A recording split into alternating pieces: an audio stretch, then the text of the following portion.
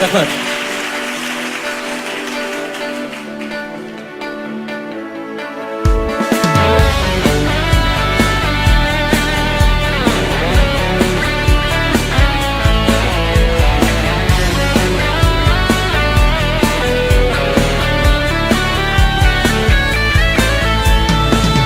Düşlerimde kürüymen gülüşlerini ve de biri aldığında bakışlarını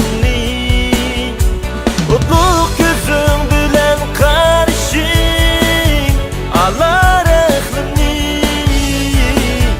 göstermiyorsun sevgimizge unutma beni.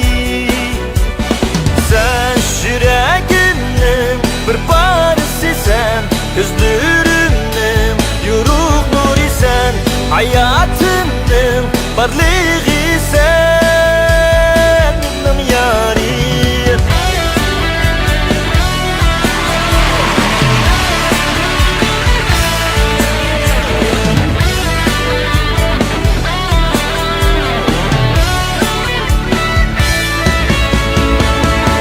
Sen güzelsen dilimem, ahlakın bulsun, daim itkan sözlerim yadında tursun.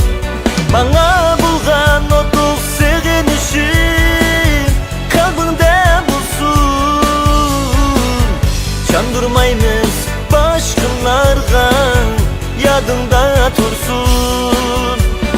Sen yüreğimnin bir parçası sen, gözlerimnin yoruk nuru sen, hayatımın varlığı sen, benim yarim. Sen yüreğimnin bir parçası sen, gözlerimnin yoruk nuru sen, hayatımın varlığı sen, benim yarim.